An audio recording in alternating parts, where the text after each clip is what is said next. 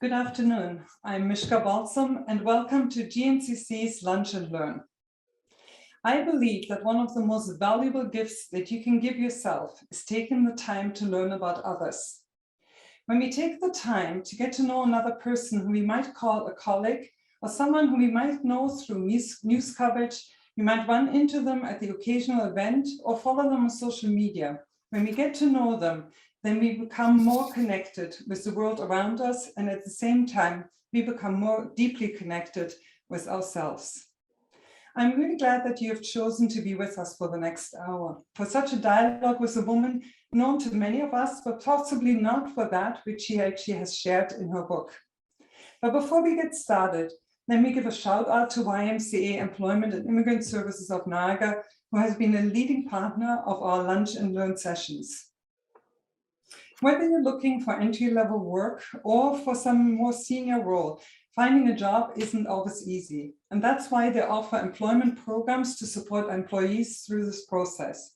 And if you're an employer, they offer an extensive employment service programs for you as well. And it is with my great pleasure to be joined by Cheryl Kincaid, who's passionate about the work of the YMCA Employment and Immigrant Services of Niagara, and so are we. Over to you, Cheryl. Thank you and good afternoon, everyone. It is always a pleasure to support these events. YMCA employment service programs are offered by Employment Ontario, and we provide one-on-one coaching to job seekers by employment specialists who are invested in clients' success. Clients needing to help find a job, put together a resume, improve interview techniques, or upgrading their skills can find everything they need in one of our 3 locations in Niagara.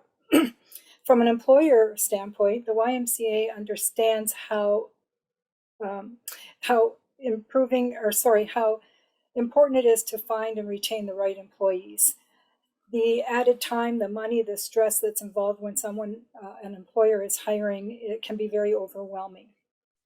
And we can help alleviate some of these frustrations. The YMCA Employment and Immigrant Services makes finding the right person for the job simple, convenient, and cost-effective. All of our services are free to both the employer and the job seeker. Some of the services that we can provide to employers include recruitment consultation, on-the-job training placement incentive for eligible clients and qualified employers, free job postings, coordinating and hosting job fairs, referral of suitable pre-screened and potential employees, client employment preparation and scheduling of interviews, and assisting with apprenticeship registration and facilitation. On top of that, we can also provide human resource information and onboarding assistance for new staff by providing such training as WHMIS, the Ontario Health and Safety Information, Bill 168, 132, and the Accessibility of Ontario's with Disability Act training. So getting help with your recruiting is easy. Just call one of our office locations and we will review all the qualifications that you are requiring and post your job openings and recruit through our employment coaches to connect you with the right person and qualified candidates. Cheryl, thank you so very much for being with us, for supporting the Lunch and Learn sessions that are there. And if I can say one thing, I think that employers who are so much currently are struggling to find the workforce that they need. I think the services for your organization have always been important, but likely never more important than they are right now. So thank you for being with us today. Thank you, my pleasure. We are joined by the author of This Will Not Break Me, Jessica Gale Friesen, who most of us know as a Niagara entrepreneur, owner-operator of Gale's Gas Bar, a chartered director, a philanthropist, and a community leader.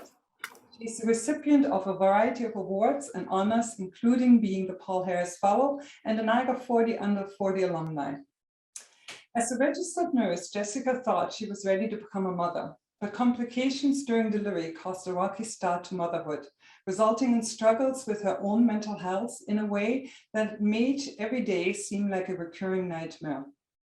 Last year, she wrote about her journey with postpartum depression and published a memoir entitled This Will Not Break Me. Heartfelt and gut-wrenching, Jessica goes deep below the surface and chooses bravery over shame. And this is just what one of the Amazon reviews stated. Her life is lived by the motto, I want the world to be a better place because I was in it. She's passionate about breaking the stigma around mental health to ensure others receive the support they require.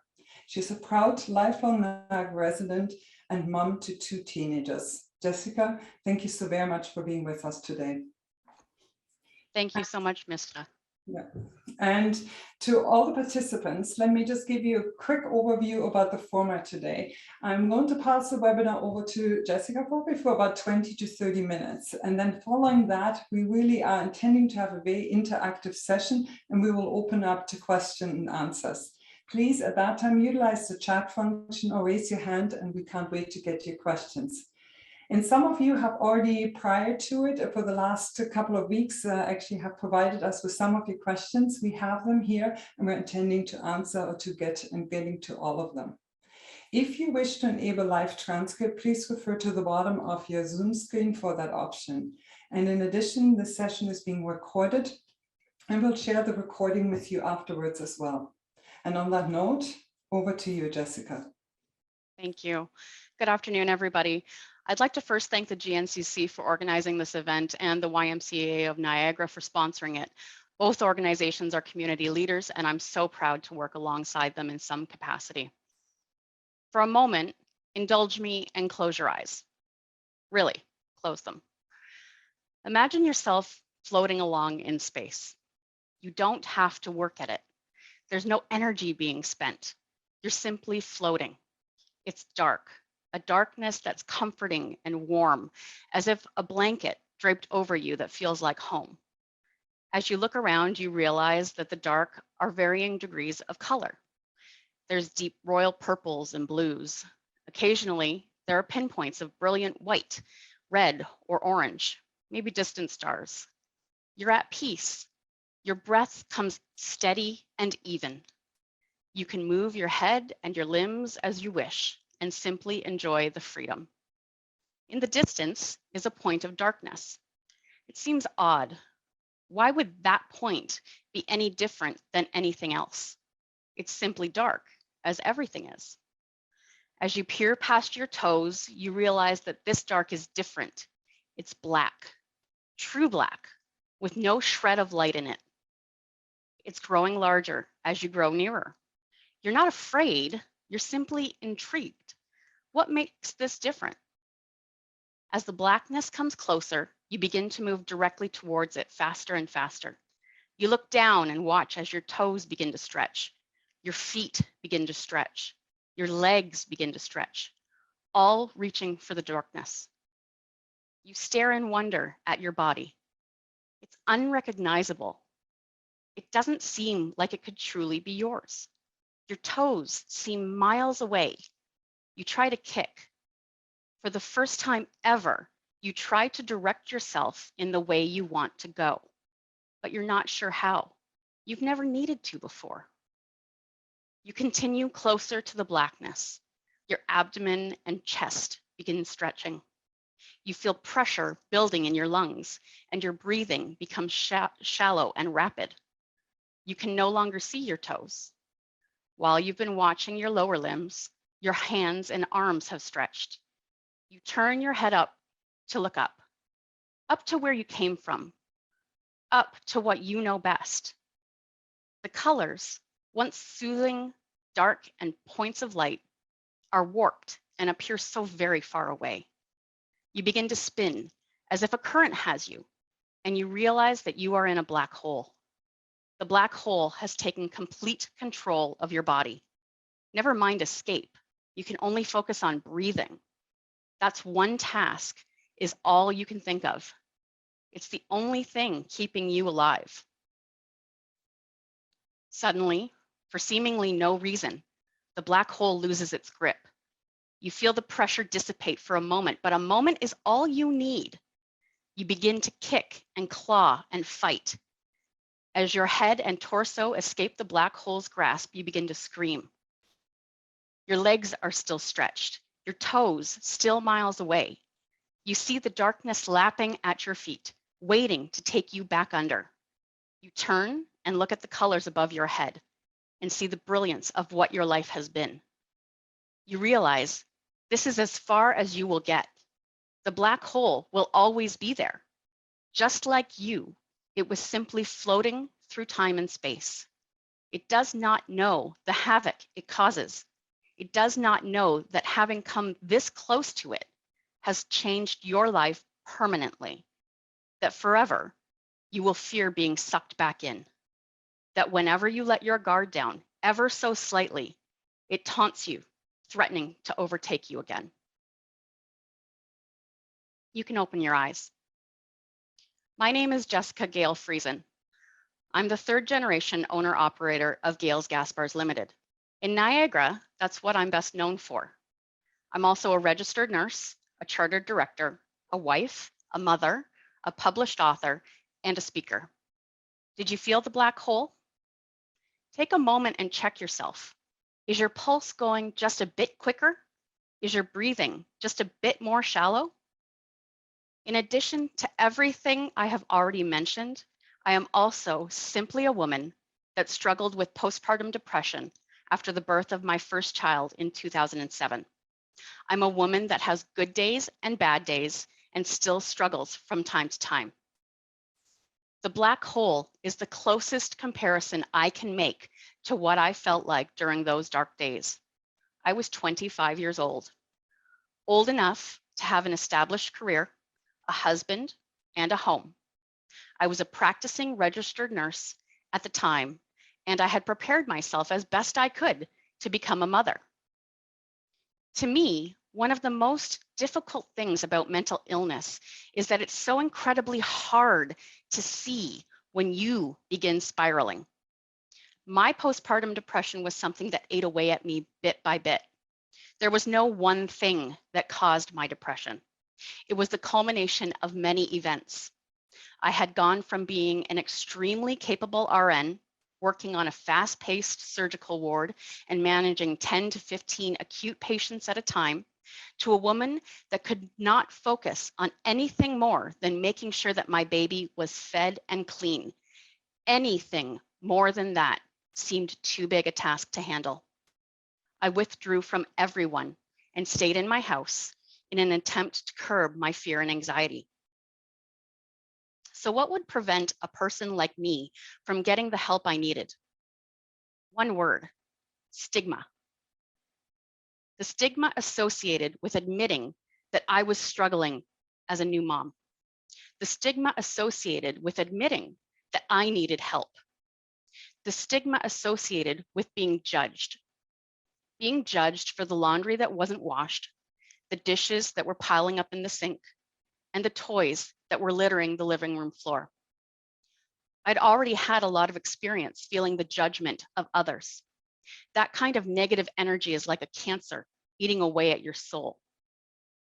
According to the Center for Addiction and Mental Health, stigma is when prejudice and discrimination make a person feel unwanted and shamed.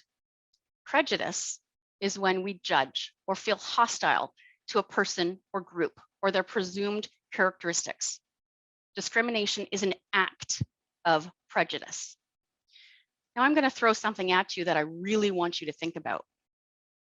Where is it indicated that there's a demographic who are not subject to stigma? Often, we think of those suffering from mental illness as members of visible minorities, or those with a disability, or in financial trouble. Society has come a long way in the past decade to shed light on the fact that many times those that are homeless or need financial assistance have mental health challenges, and they need help. However, what it has done is made it seem that those who are well off, or white, or able-bodied could not possibly struggle with their mental health. Think of Robin Williams, the actor. He appeared to have it all together. He presented as a wonderful, happy, easygoing individual. Inside, he struggled with his mental health for decades, and we all know how that turned out. I want to paint a picture for you, a little bit more of my story. Remember that prejudice is when we judge a person based on their presumed characteristics. As a child, I was extremely sensitive, very shy, very quiet. In stark contrast, my father is a well-known businessman and philanthropist and was and still is a gregarious, jovial individual. All my life, when I would introduce myself, the first thing that I would be asked was, "Oh, are you Bob Gale's daughter?" All my childhood and teenage life, people assumed that I had never really worked for anything, that everything had been handed to me. I was in fact judged because of who my father was. I was not allowed the luxury of anonymity. As soon as people heard that my last name was Gale, assumptions were made. Let's be clear. The negative attitudes and responses that I received made me feel undesirable and shamed. That is the definition of stigma.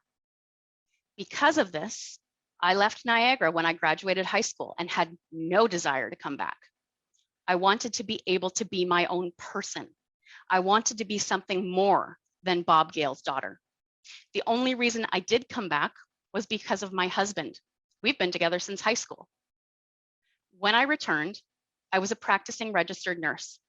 There was no reason for anyone but my manager to know what my last name was. And because of that, I was able to establish myself within the NHS and the region as the hard worker that I am, before anyone could judge me based on metrics that I could not control. I had a relationship with stigma. I knew how it felt to be stigmatized, to be looked down upon because of what others assumed. When I was suffering from postpartum depression, in the back of my head, I wanted to do what I had always done, put my nose to the grindstone and figure out what I needed to do. But for the first time in my life, I couldn't figure out how to help myself. It's hard, almost impossible, for a person who has never experienced anxiety or depression to understand what this truly feels like. As my black hole analogy indicates, anxiety and depression are something that have come back to visit me on and off through the years. That's right. My mental health story is not restricted to a solitary event. No one's is. Just like our physical health, our mental health is something that needs to be cared for consistently. My goal in life, as Mishka said, is to leave the world a better place than it was when I entered it, to ensure that with whatever time I have on earth, I can make a difference in people's lives. I became a nurse with that in mind. I became a philanthropist and volunteer with that in mind.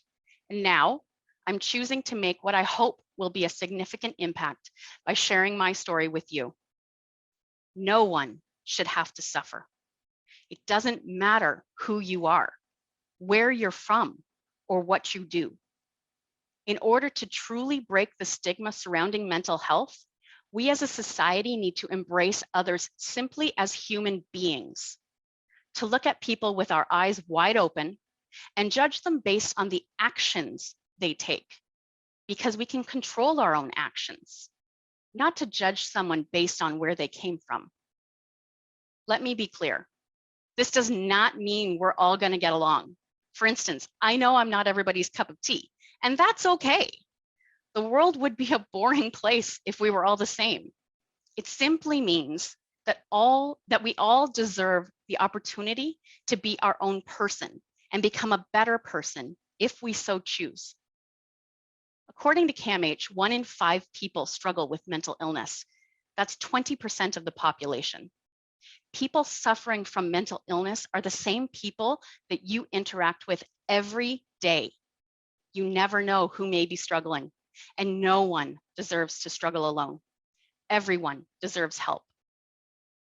So how can you help? You can start by helping to break the stigma surrounding mental health. Attending this Lunch and Learn is a great start. If we can continue to break the stigma, to break down the barriers preventing those in need from utilizing the resources they require, and to normalize the conversation around mental health, imagine the change we could see in the world. I'm a very private person. It's not natural for me to share these experiences with people, but I truly believe that the more people share their challenges, the more people will understand what mental illness means. That more people will understand that mental illness is not who you are, It's simply a part of you. You can be successful and be diagnosed with mental illness. Mental illness does not mean you are weak or incapable. In my opinion, it actually means you're incredibly strong. With education comes understanding, and with understanding, we will continue to break the stigma. Thank you so much for joining me today. It speaks to your own character that you were willing to set aside the time and prioritize a discussion surrounding mental health and stigma. It's very much appreciated. Thank you. Jessica, thank you so very much. It was really inspiring. I have to personally say it's very hard to conduct a webinar and close my eyes at the same time. It's wonderful, and I really appreciate you doing it because it does actually, in your opening comments, it always moves you about a little bit differently than what you normally do. But I really do appreciate your honesty and sincerity. And I actually mirror your comments that you made about everyone actually who is with us here in attendance and who has actually chosen to spend an hour with us. So I appreciate that.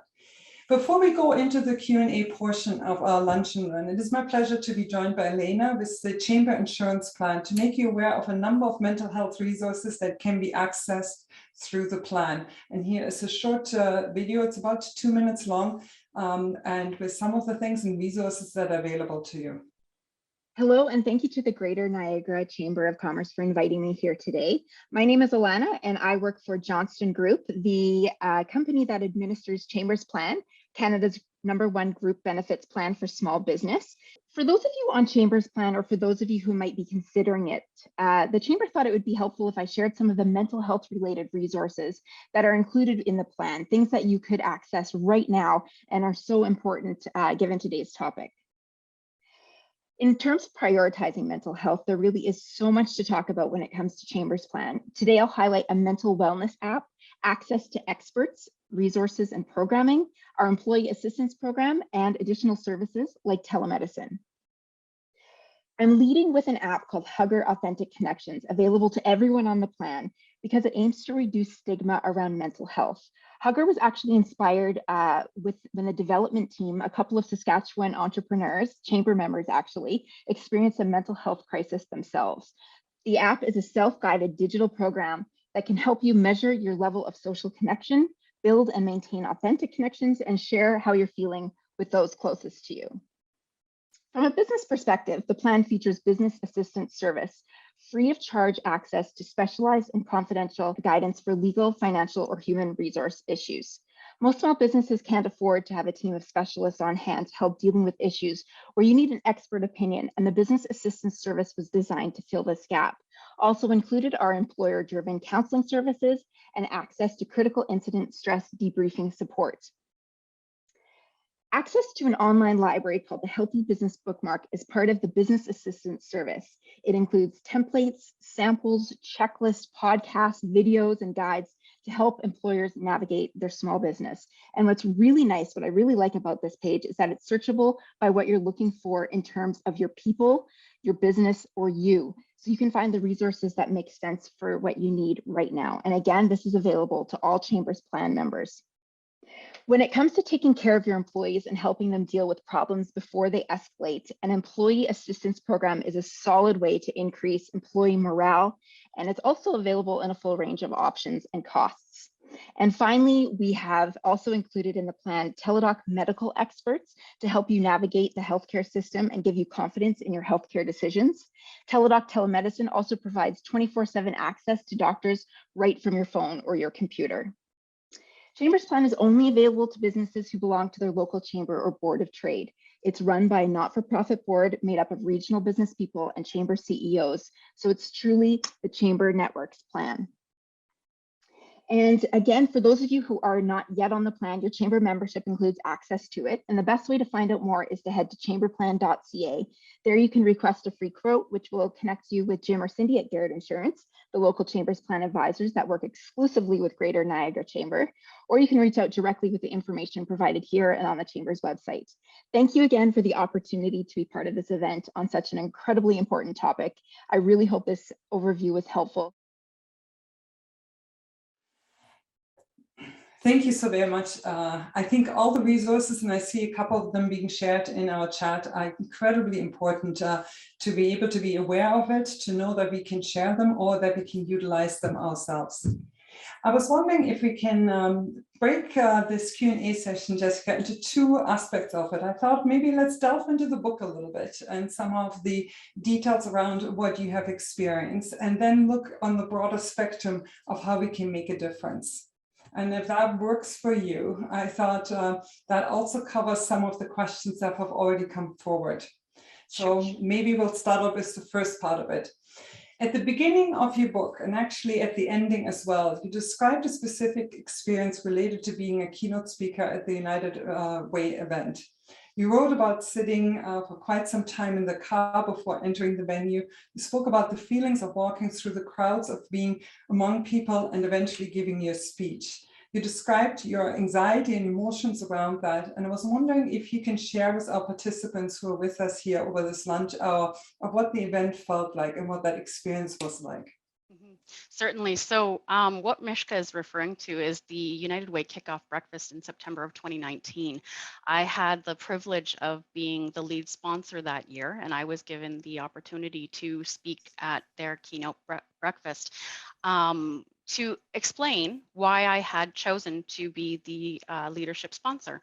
And I took that opportunity to really sit back and think about my personal reasons of why I chose that campaign, why I wanted to support that. And what it really came down to was I had struggled in my life. You know now some of how, but at the time, people thought that I had it pretty good. I had it pretty cozy, and that I would have no idea what struggling was really like. So I took the opportunity to explain just a little bit about the fact that I had struggled with postpartum depression, and that I truly believe that no one deserves to struggle in any way, shape, or form. And United Way really does a phenomenal job of assisting people in Niagara or through the country with various different needs that they have. And what happened was I just said 2 or 3 sentences about my own struggles. And at the end of that breakfast, I had people coming up to me with tears in their eyes and contacting me at my office, thanking me for being honest about my struggle with postpartum depression. And that was really the moment that started me considering writing about my experience. But it really was, I fundamentally do not believe that people should have to struggle through their life with mental health, with financial struggles, with a plethora of different things. And I do my best to assist the community with that. Thank you so very much. And it's amazing to watch actually what happens is when we face our fears of giving words to it, to speaking it out in an audience of 500 people, and just saying, I'm actually going to be sincere, I'm going to be honest here, and this is the reality of what I went through and things that I might still be dealing with. So I think it's incredible. And I was so glad to hear that you actually got some really good feedback and different connections with people afterwards too. I was wondering if you can look at 2 or 3 things described in your book that I think were maybe really critical, that stood out in my mind. And one of them was actually looking at the time leading up to your son's birth. And you spoke with eagerness about wanting a child, the anticipation, the pregnancy itself. And I thought it's often, what it reminded me often is that when we make key decisions, there's a lot of goodness that comes with it too. Like, we are eager to have it happen. We wanted it. There's a level of anticipation that is there. And then at the same time, you recognized how some of the circumstances which were outside of your control actually impacted the experience. And there's 2 specific things you're referring to. One of them was the passing of your grandmother, and the other one had to do with a recently acquired SUV that had been hit by another person. And what struck me about it was that really, even when we we think we go along this journey and this is what it's going to look like. There's circumstances outside of our control that might impact how we experience it. And that might also shape some of or show us our vulnerability. And I was wondering if you can speak to that. Yeah, certainly. So what Mishka is referring to is six weeks before my son was born, I lost my grandmother very unexpectedly. I was very close to her, and it impacted me greatly. And I really don't think that I dealt with that very well at the time. I was focused on, at the time I was having baby showers and, running from one thing to another.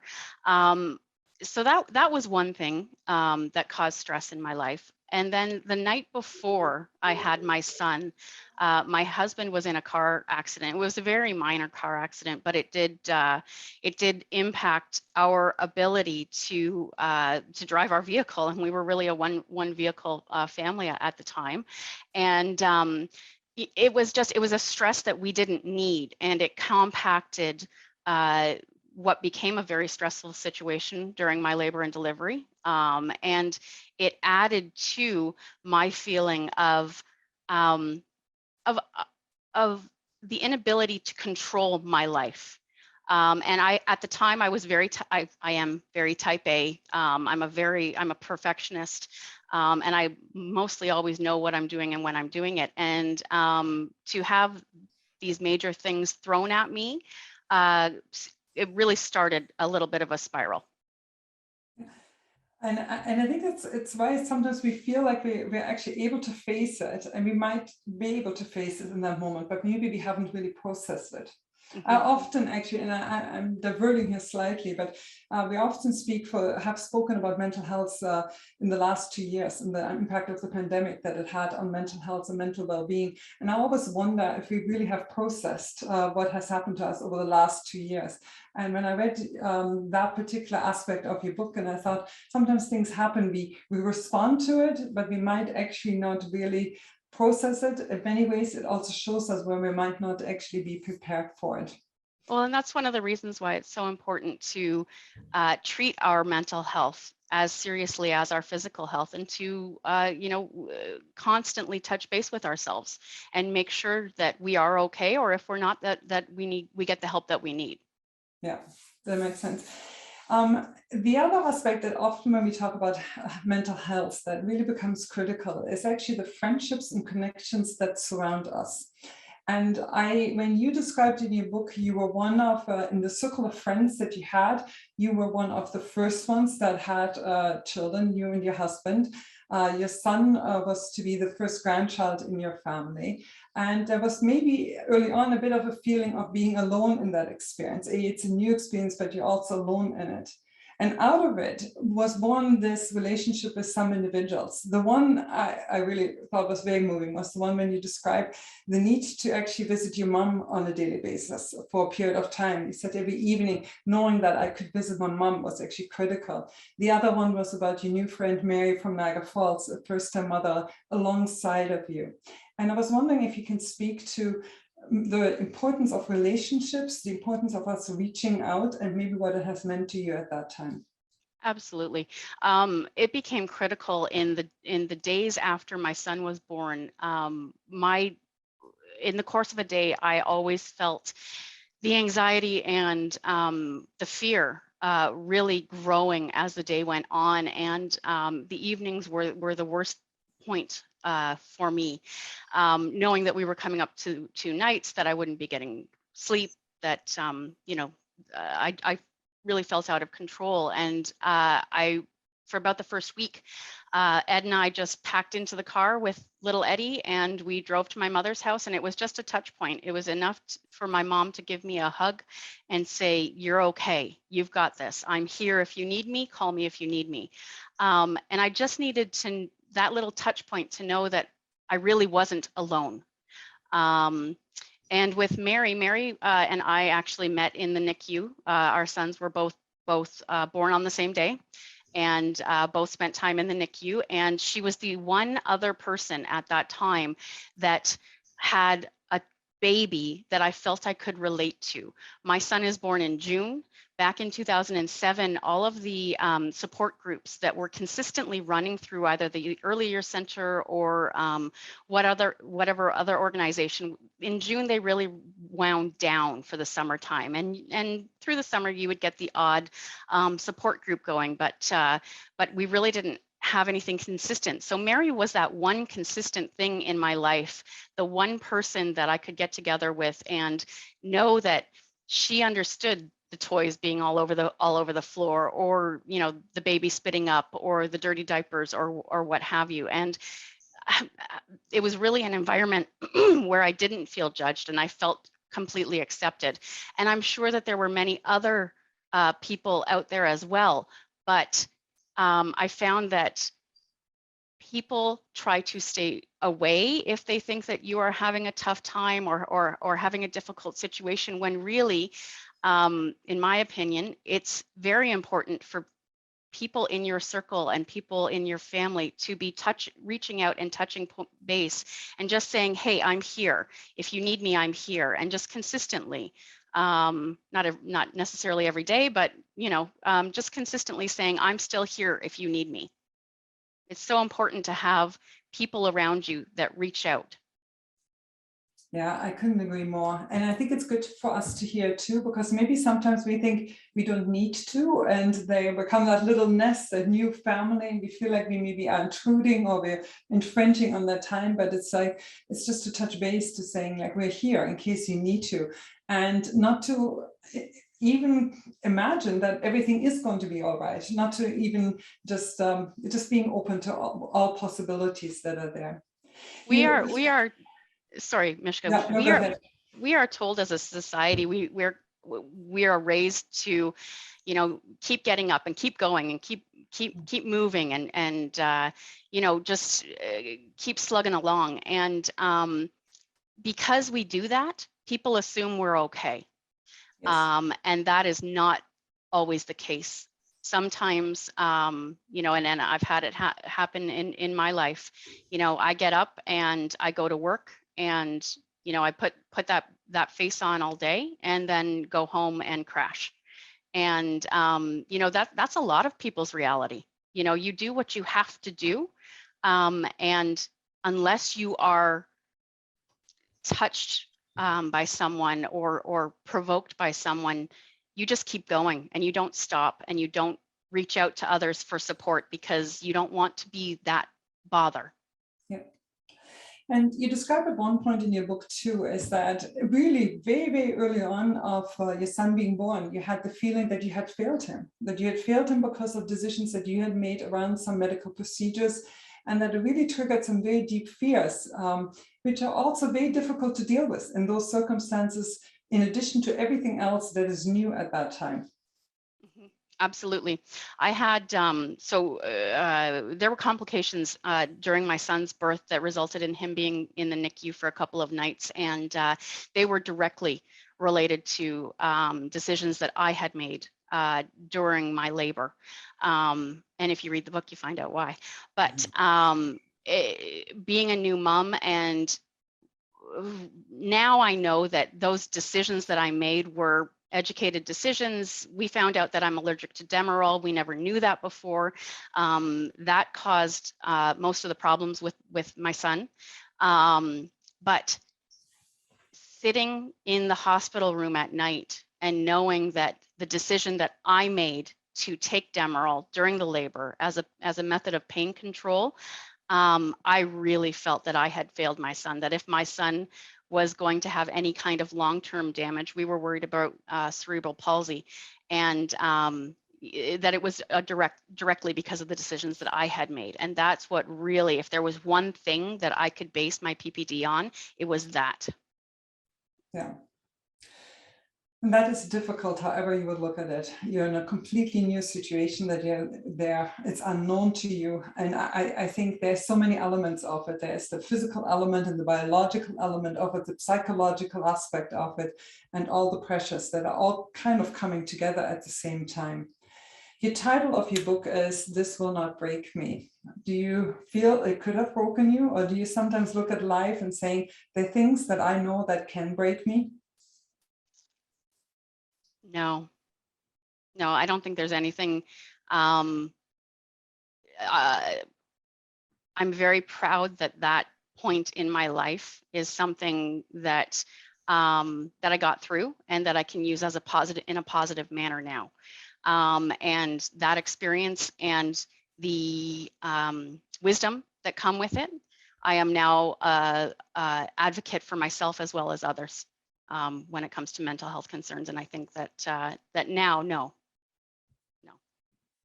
That's excellent. That's actually, it's quite amazing, because maybe when we look at very difficult situations, we often are saying that there's a gift in it. We don't see it while we're in it. It's very difficult to recognize. But sometimes when we make it through it, we are looking at it and say, like, the gift in it has changed the conversation, and the way we look at it has changed at the same time. I think as long as we stay open to allow a situation, as difficult as it is, to change us, then I think it's really wonderful to move forward. You're a public figure and you're a very private one. And as a business person, how do we recognize when you look around your circle of friends, you look around in your work life, in the areas that you're touching, when do you recognize, what are the signs where you're saying we need to extend mental health support, we need to put it in place, we need to reach out here? What are some of the things that you're now noticing that maybe prior to your own experience you wouldn't have recognized? Sorry, within the community? Yeah, within the community or within your own circle. I think when you're looking at it and saying, here's how it impacted my friendships that I have. I now reach out, I do this. And within work, this is the conversation that we're having that we didn't have maybe in beforehand. How has it changed you and how you're moving forward? I think having the conversation period is the strongest, the most important strength that we can offer to each other, whether that is in your personal circle, your professional circle, in your business, what have you, is just having the conversation, and having the conversation regularly. Having the conversation, it's not good enough to do it once and say that, you know, you've been there, done that. It's not good enough. Mental health is all about consistency and ensuring that you are consistently touching base and making sure that that you are doing what you have to do in order to provide the environment for others to flourish. You know, for myself personally, I've gotten pretty good at noticing my own red flags, but I'm not perfect at it. And there's one thing that I say to people, you know, and it's that sometimes I can bite, you know, and usually if you've caught me on a bad day, you'll know it. I'm a person that, you know, I have no poker face. But I'm also really good at recognizing what I've done or how I've you know, spoken to somebody, and I am very good at taking responsibility for that. But also, if I'm having a really bad day, I actually did this just yesterday. The weather this time of year is horrible for me, honestly. This is the worst time of year. And yesterday really got me down with the gray clouds and everything else. And when that happens, I try to do something really nice for somebody else. And that usually just gives me just a little sense of pleasure, a little sense of accomplishment. And yesterday what I did was I went out and I bought a bouquet of flowers for a friend of mine for no reason, and delivered it to her door. And she was shocked, and you know, I just said, there's no reason behind this. There's no hidden agenda. I just wanted to see a smile on your face. And you know, I think that doing good things for others is a key to improving at least my day anyways. I think for others as well. I think you make a difference for other people too, when we actually focus our attention a little bit away from us and saying, like, where and how can I make a difference that's there. Yeah. I'm going to get to some of the audience questions because I want to make sure that we get to all of them. And this is one that has come forward from Nancy. And her question to you is, what is your reason to get up every day?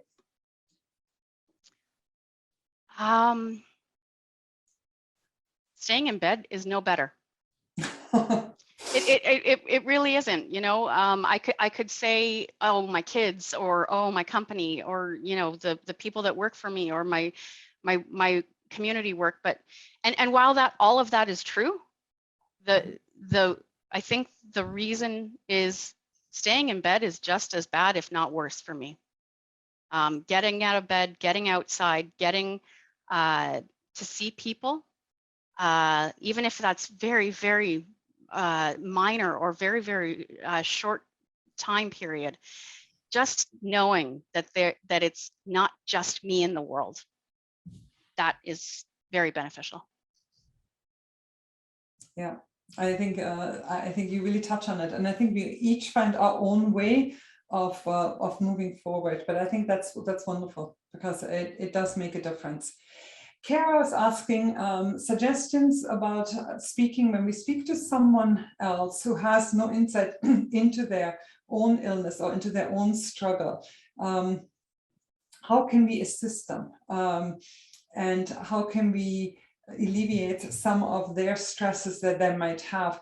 Areas where we might see it, but maybe they haven't yet reached that awareness. This is going to sound really harsh, but you can't help people who don't want to be helped. And that is not your job. As much as you may want to try and help, and you give all of the supports that you can possibly give, and the suggestions and whatnot, if they don't want help, there is nothing you can do, and you can't feel that it is your responsibility, because that is just going to negatively impact your own mental health. So if you've tried, you might fail. That's not on you. I appreciate that. I appreciate making that distinction actually between it. And again, we have to also remember that we see it through our own eyes and with our own assumptions too. And I'm always struck with how little we actually know about people, even people that are really close to us, and how we really make so many assumptions. And maybe we can't make that assumption, but maybe we can ask some questions. Maybe that's all that we can do in a situation like that. Jennifer's asking, and she's bringing it back to mental health in the workplace, which I think is really really critical. And she's asking if you have any suggestions on how we can normalize conversations about mental health in the workplace. She's expressing that she finds that so many of us agree that mental health is as much of a priority as physical health. Yet when an employee is open about using a sick day for mental health, they're still being perceived a certain way when they say it. So how can we improve the conversations about mental health in the workplace? In order to do that, my gut reaction to your question was, you need to work for an employer that values it. And while that's true, we need to educate employers as much as employees on what mental health is and why it matters. And that is the responsibility of everyone. So what I mean by that is, bring suggestions to your manager or your supervisor or your boss, to whoever is higher than you, of how they can assist their company to evolve in a way that is positive, and in a way that we really should be at in 2022. Again, it comes back to conversation. And if the boss is conversing in a way that is expected in 2022, then the rest of the organization will follow. But you need to educate, and that is everyone's responsibility. I think so too. I think it's actually also very good to say that we need to be open when people come to us too, and saying like, this is not being heard, because sometimes we don't even know that we are looking at like this, and we might not be aware of our own challenges and seeing some of it in our own perception, our own limitations that we have created in creating a workplace that is open to us talking about it. Absolutely. Another question that has come forward is saying, like, now it's looking at you, Jessica, more as an author as well. And they're saying, what kind of feedback have you received about the book? And is there the idea that you have written it, that you're now saying, maybe there are other books within me that I actually want to write about? The feedback that I've gotten is very, very positive. The book has been accepted into the libraries for several organizations throughout Ontario, and it has been accepted into Postpartum Support International, which is an international organization that provides support for postpartum families. And you know, it has relevance that is international. It is something that internationally people don't talk enough about. And I'm very proud of the fact that an organization like PSI is willing to partner with me and believes in my words and my story enough to advocate to their clients to read it. So yes, the feedback that I've gotten is phenomenal from people that don't know me, but also from people that do know me. That's the really interesting ones. And in addition, for writing, yes. So this is kind of unleashed something. I am a huge reader. I used to be a huge writer when I was a child, and it's something that I am so passionate about now. I do have a blog that comes out regularly now. It's out on my Facebook page, and it is now part of my mental health support in order to write about what I feel on a day-to-day basis. And if you read my blog, those are my words, every single one of them. The book is as well. And I look at it kind of as a diary, really, of what is going on in my life at that moment in time. And I'm not discounting that there might be future books. I'm dabbling in a few different things, but we'll see. But I think it's good to see, you know, when we go on a journey for one particular person, and sometimes the people have said about authors, there's great stories has been written with only one person in mind. And maybe it was your son in mind, you know, like maybe it was for some different reason that it created that, but then often those are the most touching stories that we actually have, and that actually change the life of not just that one individual that we had in mind, but of so many others at the same time. Has it been a healing process for you? And I'm just wondering, and this was a thought I had, your son was born, I think, in June of 2007. You wrote the book in 2021, last year, I believe. The years in between, did you have the years in between where you thought, 13, 14 years, you thought about the book, elements of it came together? Did you start it and stop it, went back to it? Let us know what transpired in that period of time. So writing a book had been a bucket list venture for me. I had always thought that, you know, once I was older, once I retired, that I'd sit down and I'd write something, but I never knew what that was going to be about. And then after the United Way Kickoff breakfast was really when I sat down and started thinking, you know, maybe I can write something, and I did. And it was something. It was a little different than the actual final product. And I wrote for about 6 months, and then I put it down. COVID happened and I put it down, and there was just too many other things happening. And then in January of last year, I woke up one morning and I realized why I was having writer's block and what I was really passionate about sharing with people, and what my mission and my message really I wanted it to be. And I did what was called a dump, I've learned. And for about 4 days, I did nothing but write. And I got a first draft out, and I have a good friend who happens to be in publishing, and I sent her an excerpt, and I said, you know, even if this goes nowhere, it was an incredibly cathartic exercise for me. But I said, you know, what do you think? Does this have legs? And she said, yeah, absolutely. She said, there's not a lot out there that's written in the first person about postpartum depression. So it evolved from there. But this exercise was a passion project. It is not a moneymaker. It is not, it is something that if I never sold a copy, I would be incredibly proud to have done this regardless. Yeah, and I think sometimes we do the best things with that in mind, you know, when we actually, because they are the truth ones. And I think it allows us to really not write for an audience, but write for the sake of writing and for what is right. Absolutely. Mhm. I'm conscious of the time, but I want to come back to two things, actually. I do want to talk about your daughter because I feel like you mentioned your son so very much, and we mentioned up front that you have two kids.